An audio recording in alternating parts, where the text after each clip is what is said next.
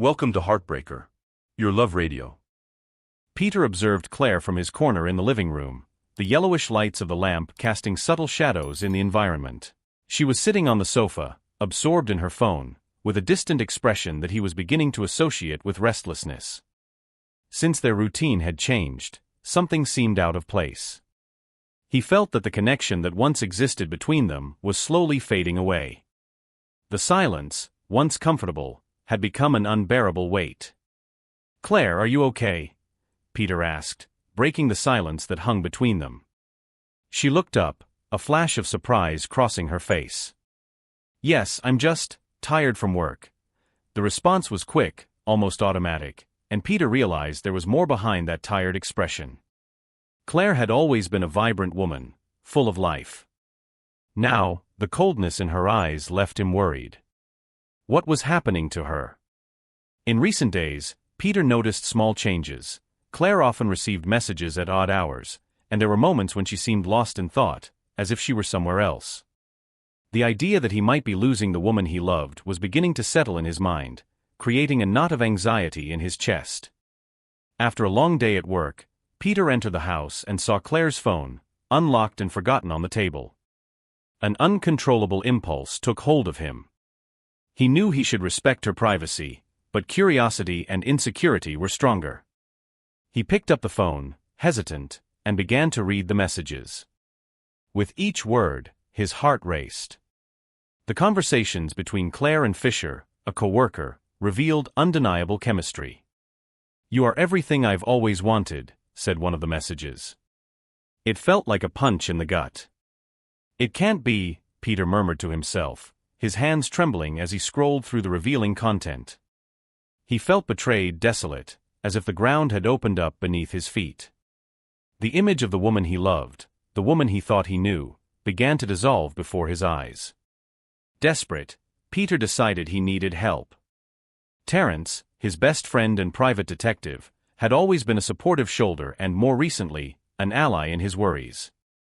He called Terence, his voice trembling as he explained the situation. "Peter, this is serious. You need to tell me everything," Terence said, his voice laden with concern. "We'll find a way to discover what's really going on.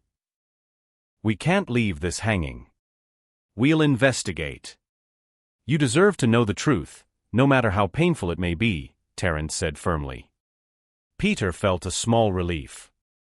Having someone by his side, someone who understood the gravity of the situation, seemed like a small consolation amid the emotional chaos. "Okay then. What do you suggest?" he asked, feeling determination grow within him. "We need evidence. We'll monitor Claire discreetly." "I'll do it with you, but we need to be careful," Terence said, already beginning to devise a plan. The idea of following Claire and collecting information seemed terrifying, but Peter knew he couldn't just stand by, waiting for the truth to reveal itself. "I don't want to invade her privacy, but—" "I need to know," Peter admitted, his voice almost a whisper. "We'll do this the right way, my friend. We'll find out what's happening, and then you can make informed decisions," Terence responded, full of confidence. Peter took a deep breath, feeling that despite the imminent pain, there was a small light at the end of the tunnel. He was determined to face the truth, no matter how painful it might be. They devised a plan. Terence suggested that Peter follow Claire and use a common vehicle, avoiding any car that might be recognized. "Take a bus or a taxi, something that doesn't draw attention. And remember, keep your distance. Don't get too close so she won't suspect," Terence advised, his voice firm and decided. Peter agreed, feeling a mix of anxiety and determination. In the following days, Peter became a silent spectator of Claire's life. He followed her on various occasions, observing every move, every smile she exchanged with her colleagues. On one occasion, he saw her laughing on the phone, a sparkle in her eyes that he hadn't seen in a long time. She looked so happy. Could I be wrong? He thought to himself, his heart tightening with doubt. On another occasion, he followed her to a cafe, where he saw her meeting Fisher, her co-worker. The scene unfolded before his eyes like an agonizing movie. They talked animatedly, and Peter couldn't help but notice the closeness between them. A very intimate friendship, he murmured to himself, while noting everything in a notebook he always carried. I need concrete proof. As time passed, the anguishing uncertainty began to eat away at Peter. He felt like an intruder, watching Claire's life unfold without him. Terence, I don't know how to continue with this. I'm suffocating, he vented in a call. Terence, on the other end of the line, sensed the pain in his friend's voice. Listen, we need evidence. If you're not sure, we can do something else. How about I install spyware on her phone? That way we can access the messages and find out the truth without her knowing, Terence suggested, trying to keep hope alive.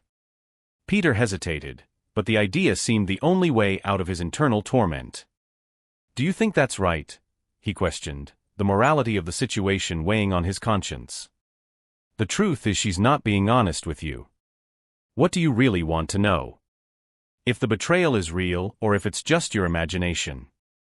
Sometimes, the truth is the only way to move forward, Terence responded, his words sounding like a mantra.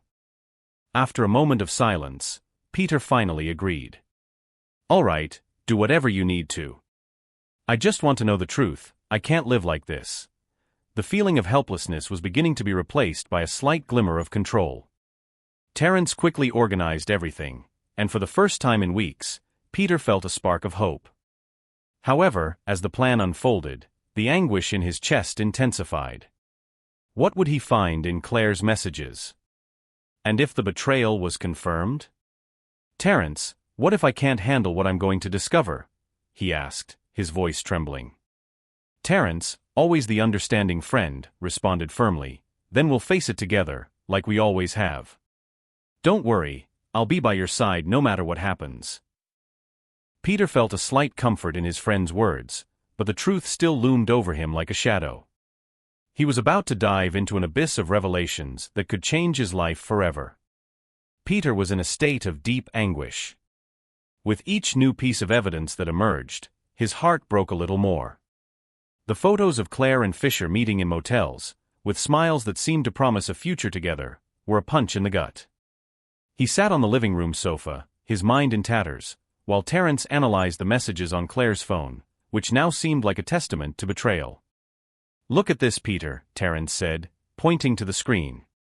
She wrote that she can't stop thinking about Fisher. Look, she says he makes her feel alive again. Terence's voice was firm, but Peter felt reality unraveling around him. I can't believe this is happening, Peter murmured, running his hands through his hair in a gesture of despair. It was supposed to be us, Terence. What do I do now? Should I confront her? You need to think strategically, my friend. A direct confrontation can be dangerous, especially if she has a prepared explanation. Think about how you want this situation to play out. Revenge is often more than just a confrontation. It can be a public exposure, an act that makes her feel the weight of her betrayal deeply. Peter pondered Terence's words. The idea of an elaborate revenge began to form in his mind. He didn't just want to confront Claire, he wanted her to feel the pain he had felt. He wanted others to see who she really was. An idea began to crystallize in his mind, a way to expose Claire's betrayal in a manner that would leave her no escape. I want everyone to know, Peter said, with a new determination in his voice. I want her to feel the humiliation I feel now. This cannot go unpunished. Terence nodded, a smile of approval appearing on his face. Then let's plan this. We need a good moment, something that really has an impact. Remember, the best revenge is one that is done with intelligence. Peter felt a chill in his stomach, but also a sense of relief. He was finally taking control of the situation, and with that, his pain began to transform into something he could use to his advantage. Revenge was not just becoming an objective, but a way to regain his dignity and free himself from the weight of betrayal that oppressed him. Peter watched Claire with a mixture of pain and determination. The revelation of her betrayal had triggered an emotional whirlwind, but now he had a plan in mind. He had recently learned that Claire would be organizing a charity event at her workplace, where Fisher, her lover, would be present. That was the perfect opportunity to expose the betrayal in a dramatic way, and he was determined to take advantage of it.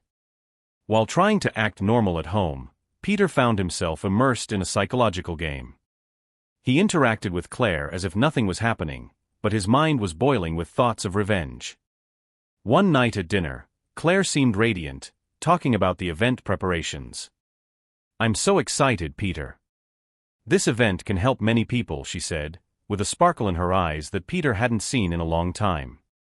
He smiled, but inside, his heart pulsed with revolt. "That's great, Claire. You've always been dedicated to noble causes," he replied, controlling his emotions. It was hard for Peter to maintain a serene expression while thinking about what he was about to do. He remembered the messages he had read between Claire and Fisher, the promises of love that unfolded in a sea of betrayal. She is living a lie, Peter thought, as he watched the woman he had once loved fervently. In his mind, he had already sketched out a plan, but he couldn't do it alone. He called Terence, his best friend and private detective. "Terence, we need to meet as soon as possible." "I have an idea that could be the final blow," Peter said, his voice full of emotion. Terence, sensing the seriousness of the situation, agreed immediately. "Of course, Peter. I'm on my way. Tell me everything when we meet." The next day, they met at a discreet cafe. Peter, with a determined look, began to explain his idea. "The charity event is the perfect opportunity. We can prepare a presentation that exposes the whole truth." "What do you think?" Terence frowned, thoughtful. "It's risky, but the idea is bold. If you're willing to go through with it, we can do it." They started working on the presentation content, discussing every detail meticulously. Terence suggested, "We need to ensure the evidence is clear. Photos, messages, everything that shows the betrayal unequivocally. And the public's reaction will be crucial." Peter agreed, feeling the adrenaline rise. "This will be a shock for everyone.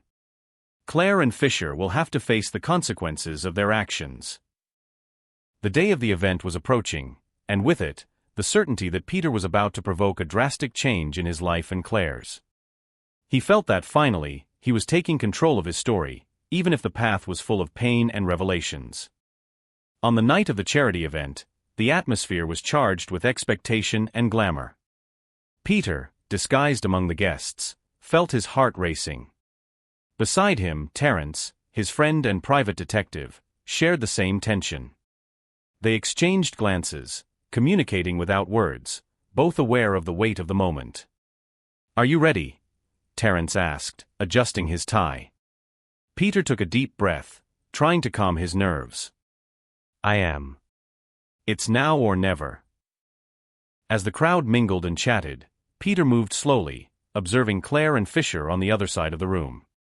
The way Claire smiled at Fisher deeply disturbed him, as if every laugh she shared with him was a stab in his heart. The distance between them seemed more than physical, it was an emotional wound he didn't know how to heal. "Come on, Peter. You need to do this," Terence urged, gently pulling him toward the stage. "It's the only way for you to set yourself free."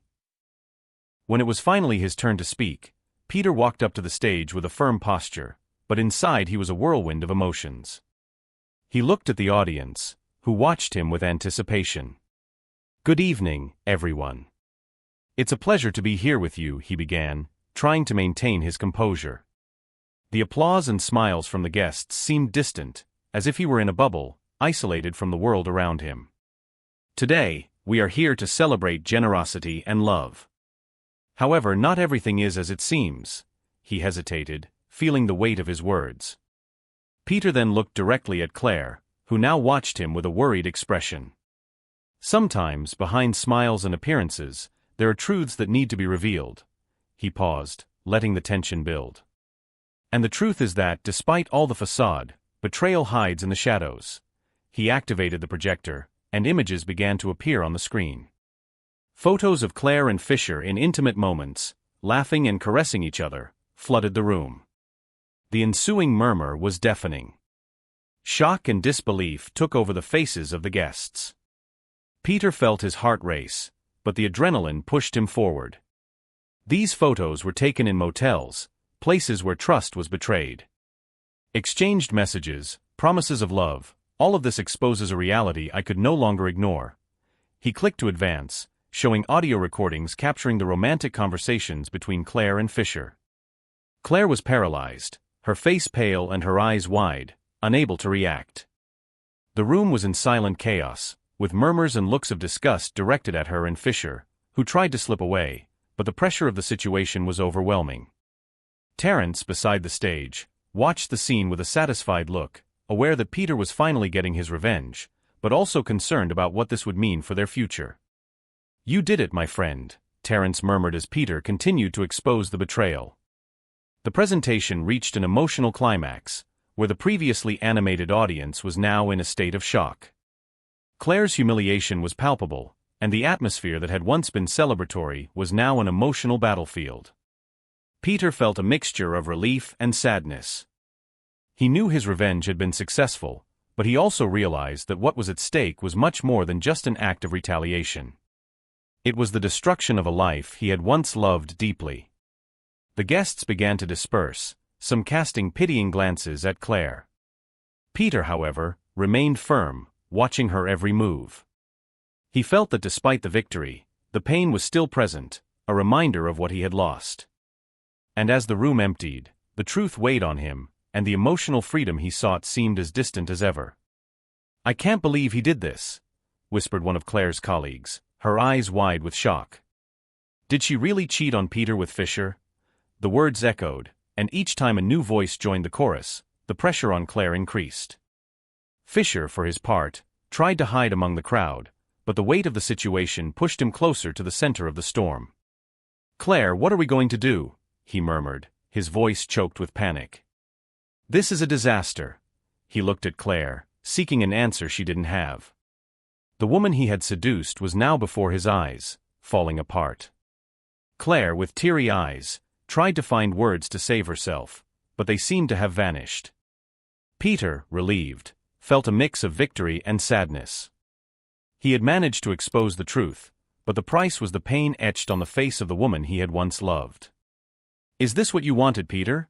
he murmured to himself, remembering the relationship he had built with Claire and how everything had crumbled in a matter of months. The room buzzed with the energy of the moment, and he wondered if he had really won anything. Claire, now in a state of despair, looked at Peter, her voice trembling. "Peter, please listen to me. I can explain." But her words were lost in the cacophony of murmurs and judging looks. The room seemed to spin, and every familiar face she saw was a reminder of her monumental failure. "Did you really think you could get away with this?" replied Peter, his voice firm but laden with emotion. "I'm not a fool, Claire. You chose to betray me, and now everyone sees who you really are." He felt he was releasing a weight he had carried for so long, but the pain he caused Claire made him hesitate. With despair taking hold, Fisher found himself surrounded by colleagues who were also Peter's friends. "We need to talk about this, Fisher," said one of them, crossing his arms. "You can't just disappear now." The situation quickly turned into an emotional siege, where Fisher found himself cornered, while their reputations lay in ruins. Meanwhile, Peter remained at a distance, watching the scene as if he were watching a movie. He wondered if this had been the end he really desired. The buzz in the room continued, but to him, everything seemed distant. He remembered the happy moments they had shared, but now it all seemed like an illusion, a mirage of a love that had never existed as he had thought. "I can't believe you did this to me," Claire finally said, her voice almost a whisper, as tears streamed down her face. "I loved you, Peter." Her words were a distant echo, a last plea amidst the chaos she had created. But Peter no longer felt bound by those chains. He had freed himself. With Claire and Fisher exposed, Peter felt a mixture of relief and pain. The revenge he had ardently sought was now realized, but the wound in his heart still throbbed.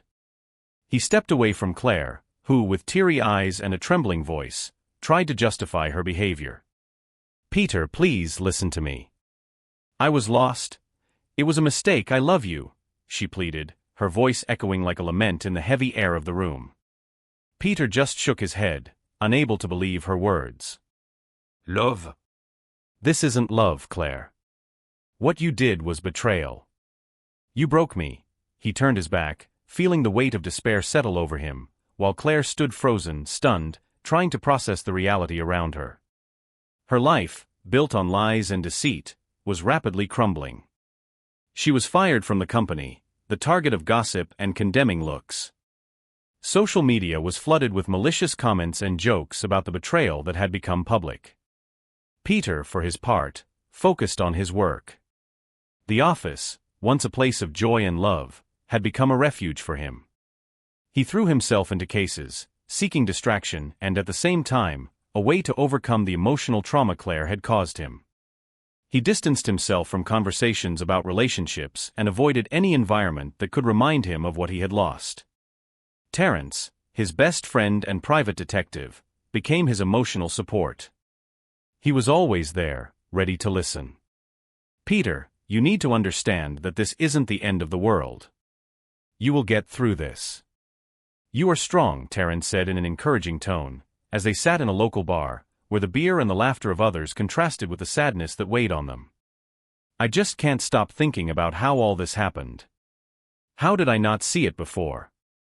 I feel so blind, Terence, Peter responded, frustration evident in his voice.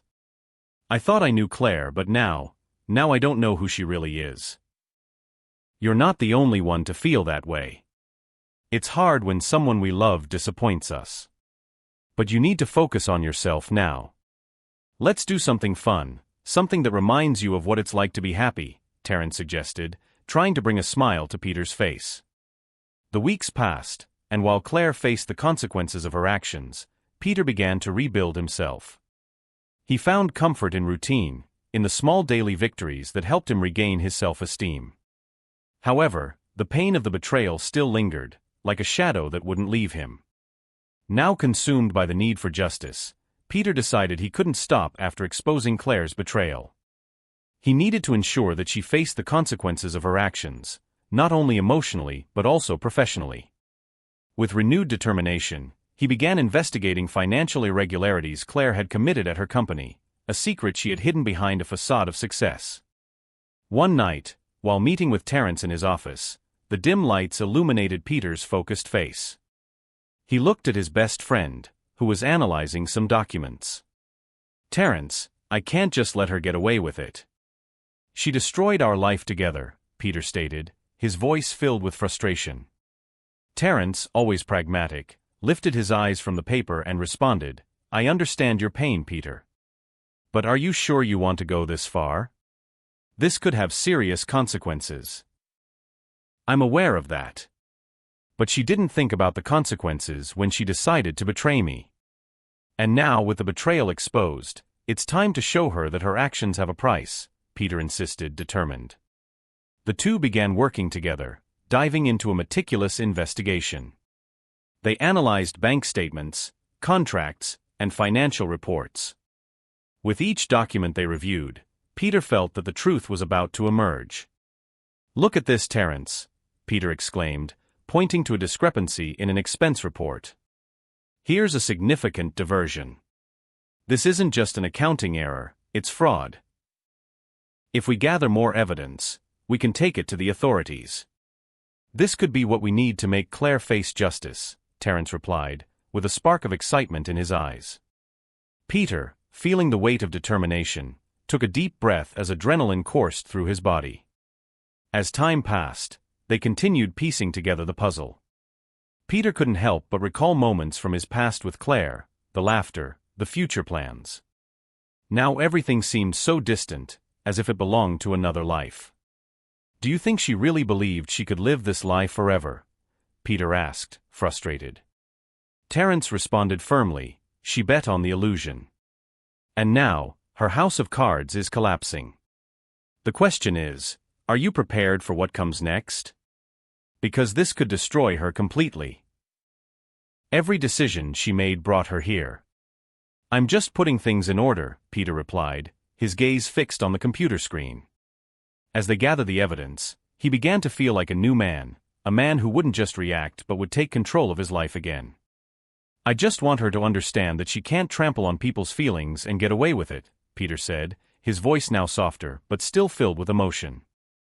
Terence nodded, perceiving the depth of his friend's pain but also the determination that grew with each passing day.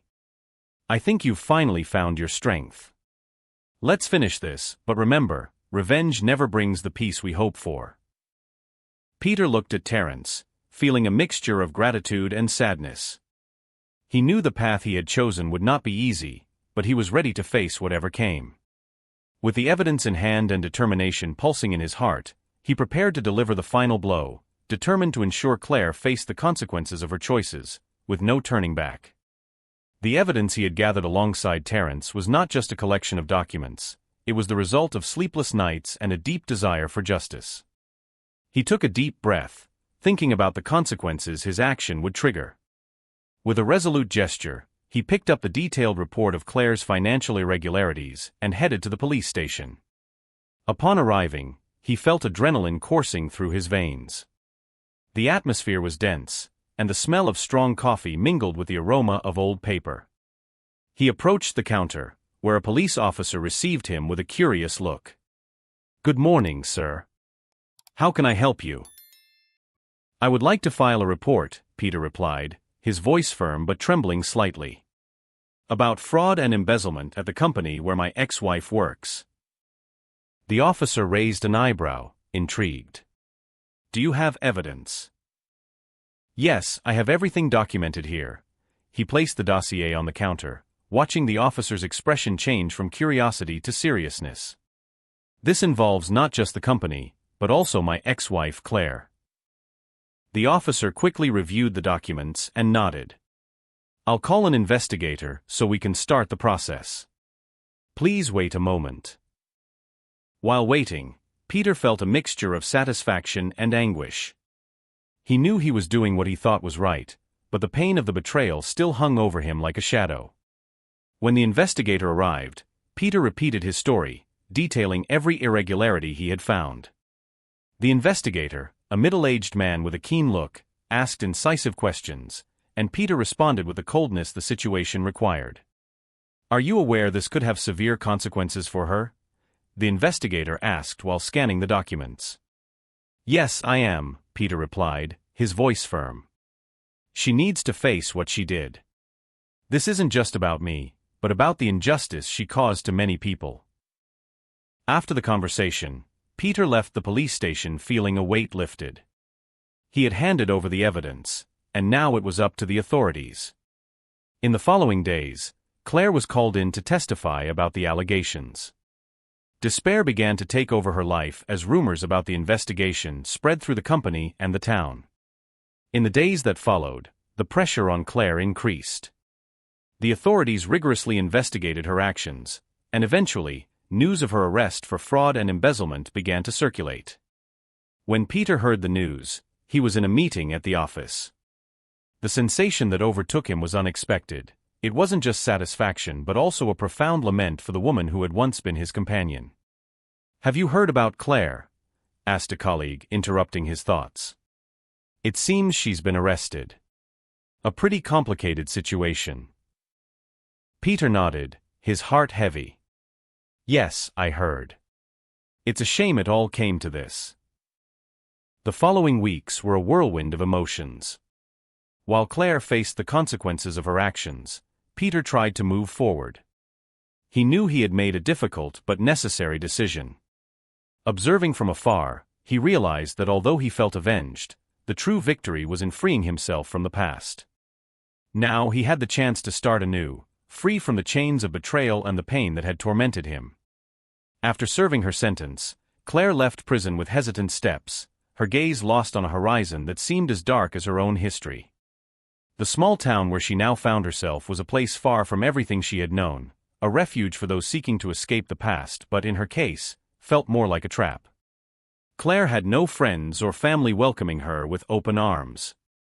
The public humiliation she had faced had left deep scars, and loneliness accompanied her like a constant shadow. Meanwhile Peter, now free from the weight of betrayal and the suffering that had consumed him, was in a moment of rediscovery. He had rebuilt himself, found new meaning in his life, and eventually met Anna. Anna was a woman who brought light to Peter's dark days, someone who made him laugh and dream again. They met in a local cafe, where where conversation flowed naturally, as if they had been friends for a long time. As their meetings became more frequent, Peter felt the wound in his heart beginning to heal. "Peter, you seem so different now. What changed in you?" Anna asked one day while they were having coffee. "I learned to let go," he replied, a soft smile forming on his lips. "Life is too short to hold on to the past." While Claire struggled to find a new purpose, Peter allowed himself to dream of a better future. He started working at a new law firm, where his skills were valued and recognized.